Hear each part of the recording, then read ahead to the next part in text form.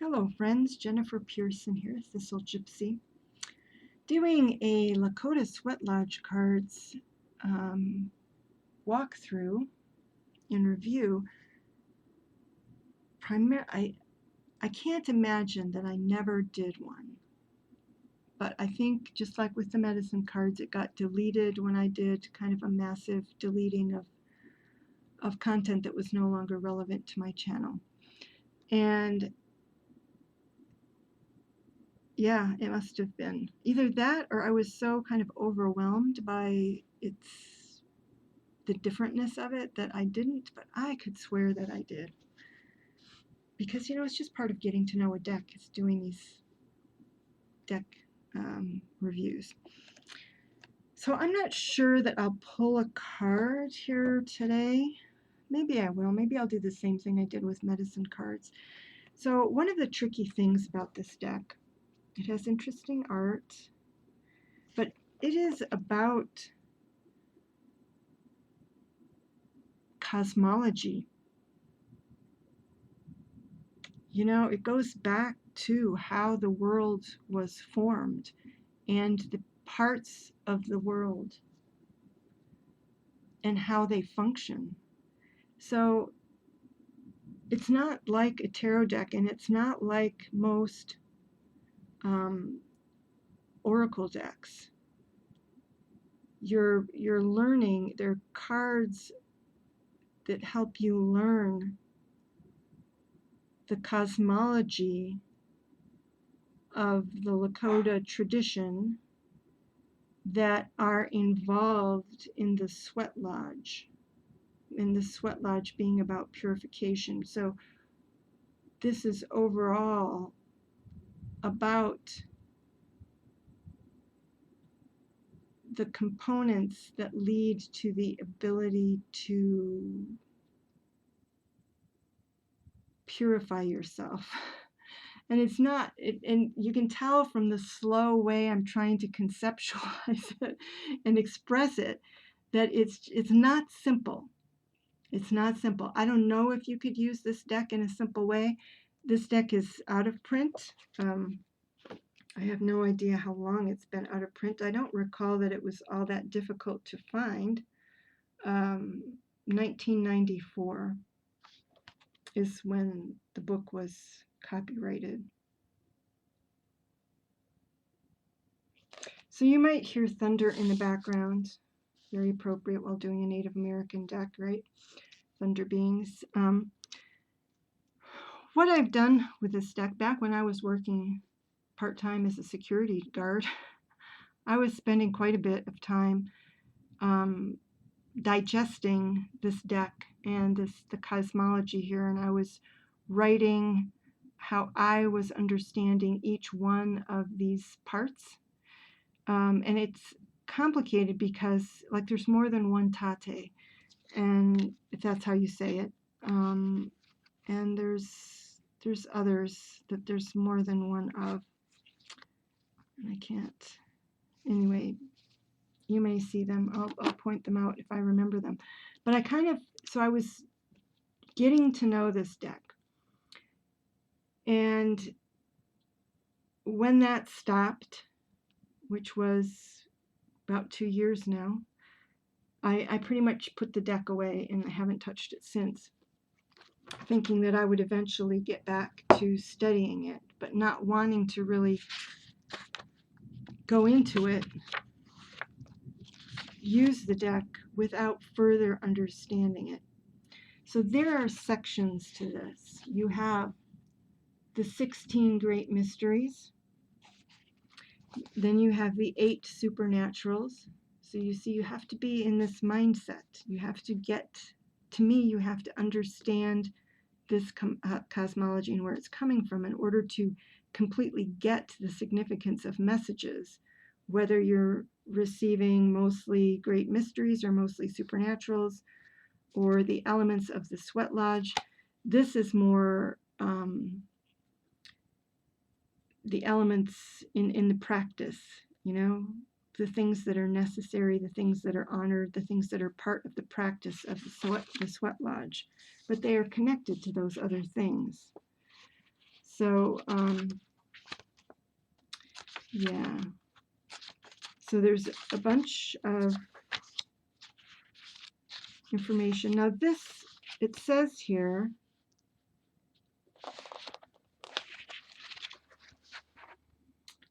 Chief Archie Fire Lame Deer and Helene Sarkis are the creators of this deck. So an elder and somebody who has been initiated into the Sweat Lodge ceremony.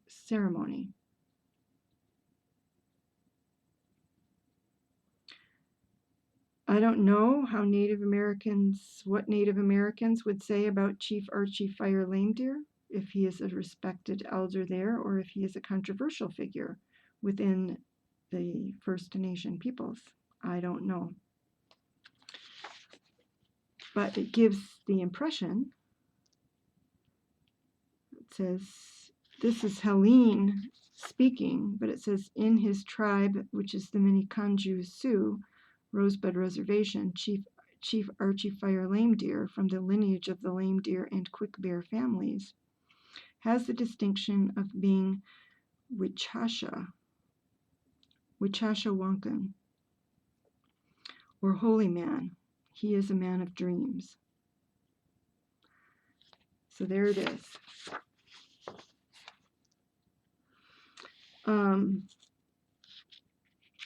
And I can believe that. I can believe that because of the complexity of this. I can believe that it comes from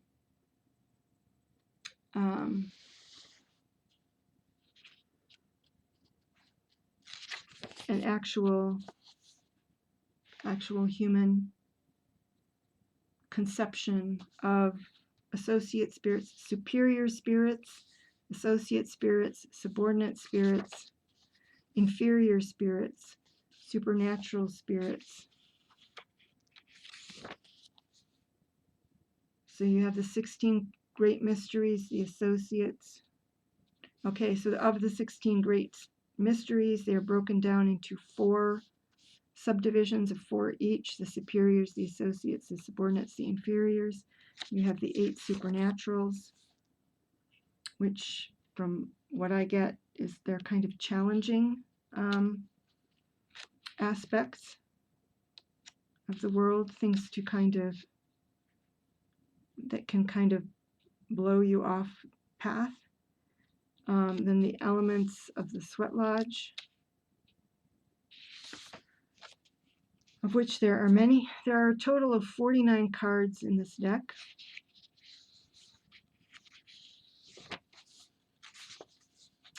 And I don't recall if there's, here we have meditations, weekly card meditation, daily card meditation, new moon meditation, full moon meditation, 4 directions spread, elemental spread, Inipi spread, grandfather's breath spread, grandmother's path spread, the firekeeper's walk. I think that was kind of my favorite one, but I haven't used this deck very much. Morning star spread, tree of life spread, and then it gets into, it has a black and white image of the card, keywords, Mother Earth. This is the Lakota word. So what I'll do, we'll walk through the cards now, and then I'll pick a card at the end and I'll just read from the book what it says, so you get a feel for it. There's a pronunciation guide in the back, which if I have to speak any of this, I will not be, I don't remember enough of this. I'm not going to go through those pains. I'm very grateful that they did that, because some of the words I was wondering. But that's it. Okay, so let's take a look at the cards. They're not in order. are there in the order in which I was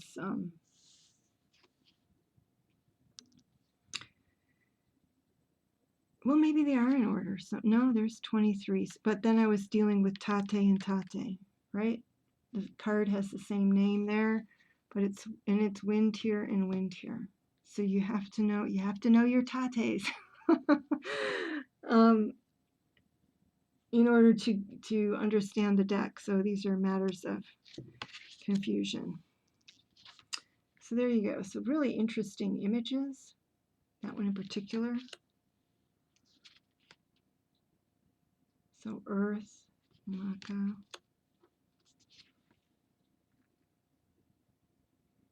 satisfaction and passion. It's like interesting image, but why? It's such a strange image there. I'm not sure I even got that after reading it, reading about the card. There's whole conceptions here around the spirit of man and where humanity comes from. And you've got the buffalo in the sky and being provided, and it truly is a whole cosmology. It's a spiritual deck in terms of where it's coming from.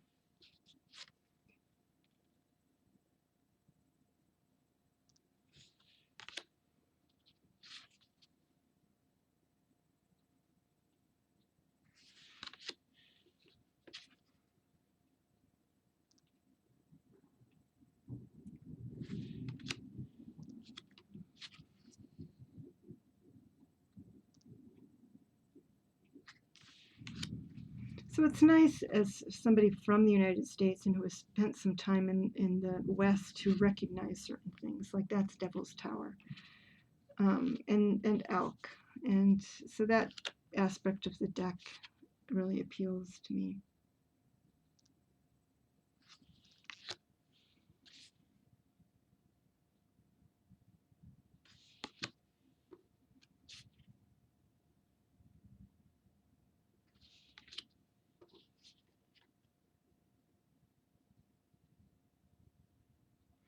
I think this is a deck I would have to. It might be a deck that I dedicate a month to next year, but I think I would have to use it like once a month or so in order to get it really in my head enough that I could step away from a little bit and come back to it and kind of remember it, because it is quite a different mindset.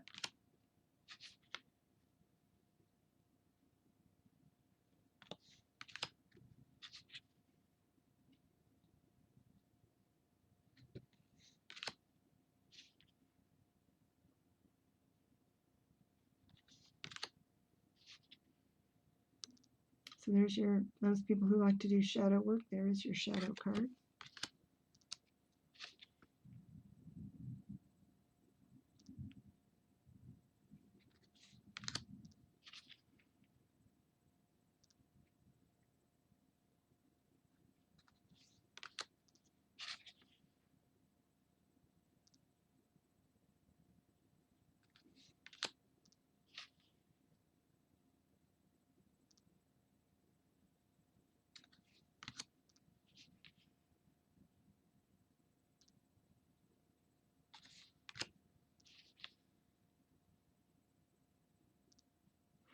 So some people might have a problem, like when you see the Mother Earth card. If I go back, I'll just mention this for whoever that might be a problem for.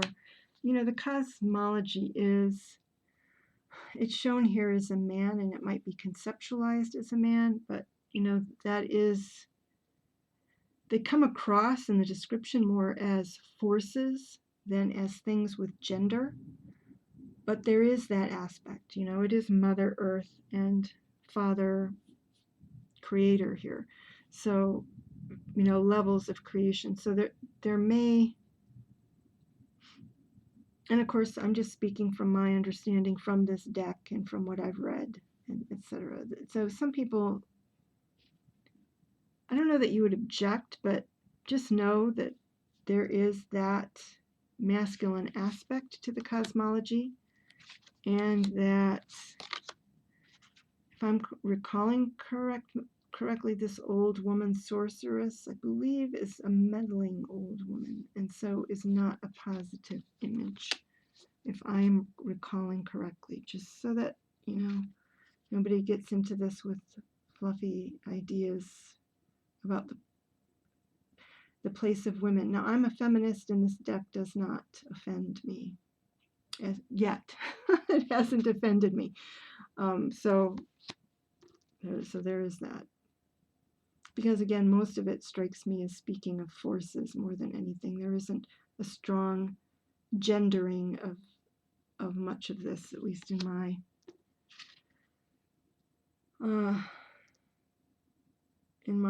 understanding thus far.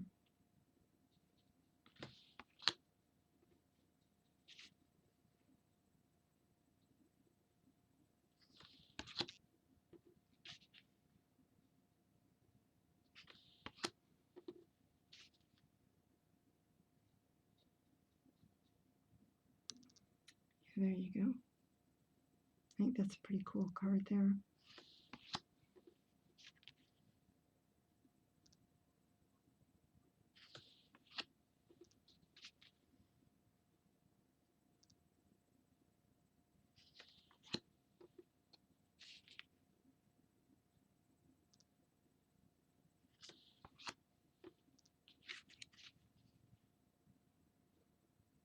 So I think that was another Tob.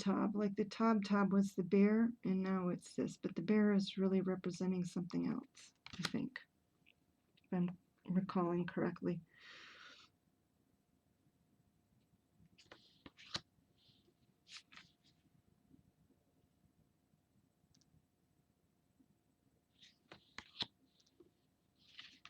These goddesses that you see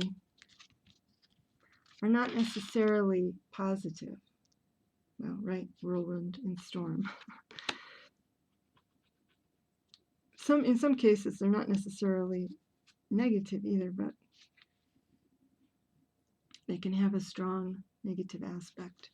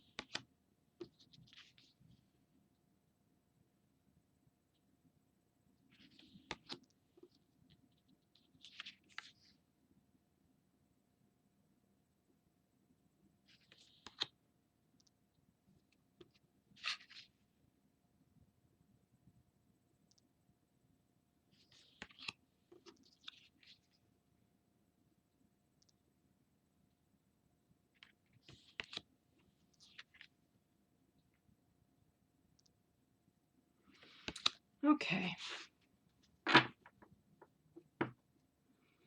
So let's see. This deck has, I don't know if you're going to be able to tell, but it has a pretty strong curved bias. A bias this way, as opposed to, it's very hard to do that. So it can be difficult to shuffle.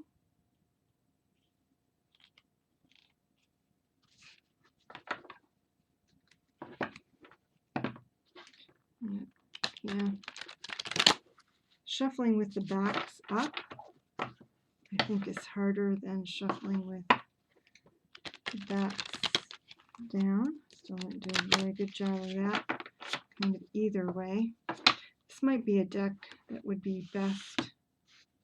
Oh, it seems to do pretty good this way. There we go. So that looks okay. Do that again.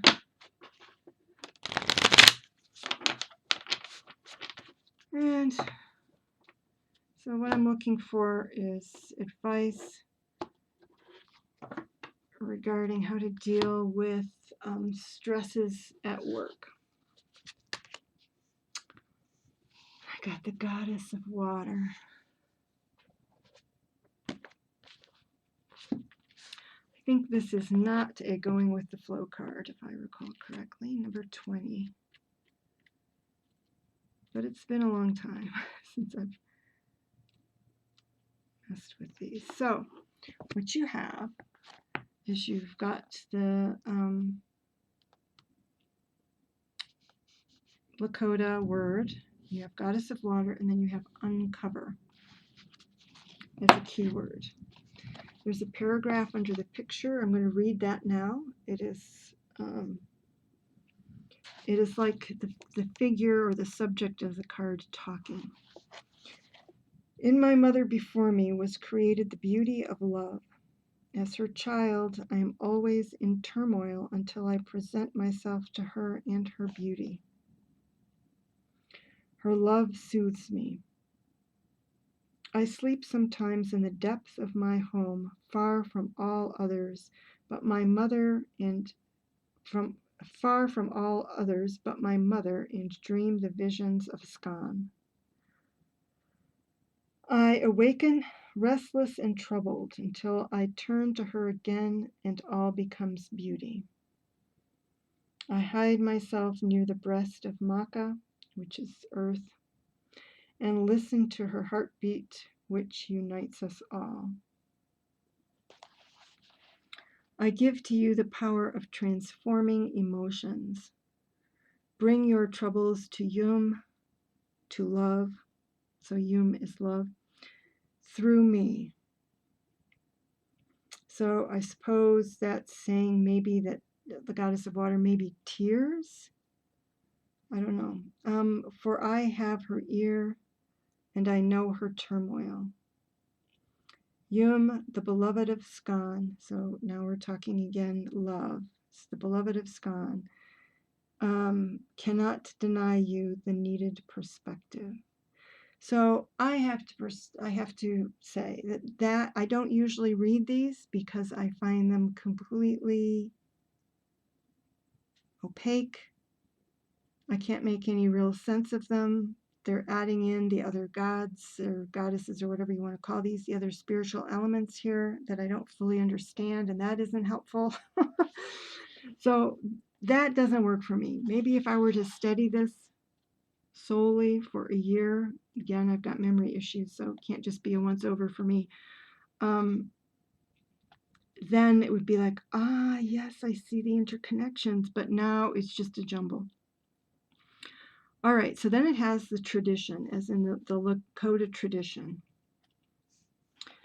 And these usually do make more sense, but again, they're jumbling a lot of stuff together that is not going to work for somebody who is not steeped in this. Skan, which is motion, and Hanwi, who is the moon, created for themselves the spirit called Yum, which is the love. The whirlwind, all right, we won't go into it, but you see the problem. Thinking that, well, wait a minute, isn't Yum separate from the whirlwind? Anyway, Yum split from herself the supernatural Kasa. And there's a bunch of this splitting. Goddess of water. So this is a supernatural. She's one of the 8 supernaturals. Kasa is one of the 8 supernaturals. So that is a splitting off. Cut. Kasa means to cut from oneself or to transplant. This split allows Yum to be wholly positive. So Kasa is the negative that has been shed off and allows Yum to be totally positive. Kasa, the negative side, and I don't know if this means negative as in bad, but it's the negative side of the goddess Yum, is the goddess of water and the seas. She acts with Ibom, the negative male energy, creating storms and destruction. They are the ultimate balancers. Okay, so that was pretty opaque to me too. That was a bit of a struggle. But now we have the card, as in the card reading. Do we have a reversal? No, we just have a meditation. So here we go. As we flow through life, we must deal with many issues. So it's appropriate for my situation because I'm dealing with issues. Although there are times we feel as if we are deep in turbulent waters, yes, I'm feeling stress from my work situation, our most significant concerns only truly rise to the surface when we are ready to face them. Allow them to surface as they will. These concerns may have been hidden from view, too heavy to rise. So this is translating in crude terms to don't sweat the small stuff. For me, that's what that's coming across as. If there's anything truly to worry about, somebody will bring it to my attention. Once they've surfaced, these things that have been hidden from view, once they surface, however, they are lighter, easier to face, and in a place where they can be resolved. As your issues float uncovered, they are eliminated. Stand back to get a clearer picture. Do not allow yourself to become immersed with them. Ask yourself what reasons there are for these issues to appear in your life. How have they benefited you in the past?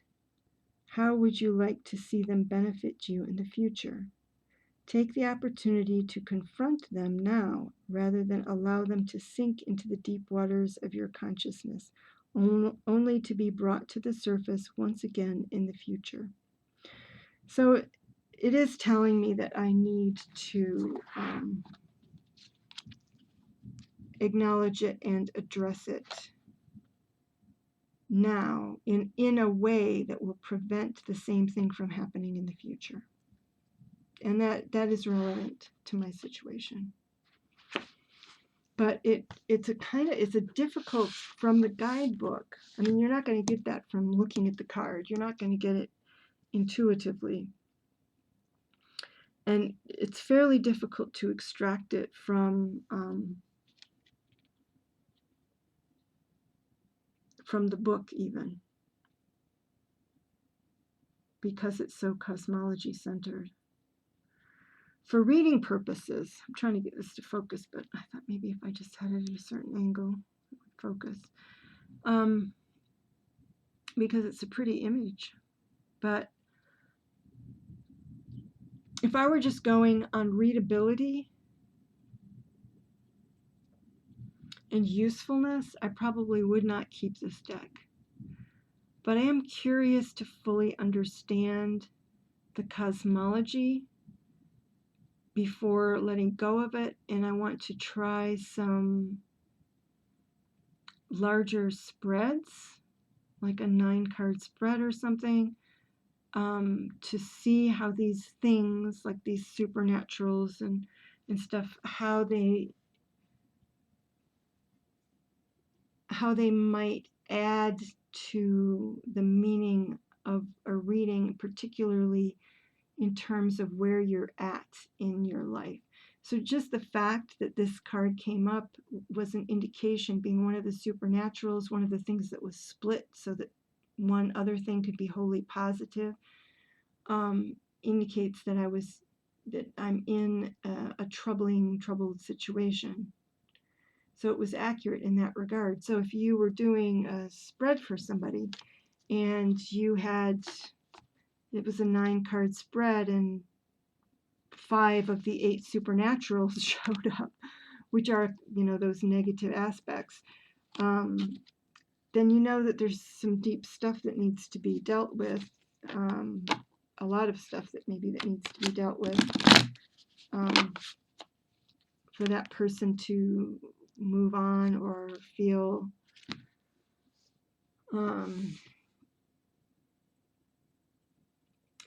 whole or well. So definitely a deck that will, I think, always be on the spiritual end of things. Like the advice it just gave me is big picture advice. It's like you need to fix this now so it doesn't happen in the future. As opposed to my medicine cards were giving me more, this is specifically the reason that you're feeling stressed right now. And this is specifically maybe a way that you can work it a little differently. That's not what was going on here. This was bigger picture advice. It can, I think, give, like this, it has to do with the sweat lodge. This is more real world advice within this deck. But that's not what it chose to give me. Anyway, so there's my review, my initial review. There will certainly be others. There may already be some others. I'm going to have to look in there and see, because I even thought that I had done, maybe I had only done it on my website, but I thought I had done some videos for some of the cards, like for the 8 supernaturals or something, and maybe I didn't. Maybe I was doing it all on my blog, which no longer exists. But anyway, here's this review, this look at this out of print Lakota Sweat Lodge cards deck. Take care, everybody. Bye-bye.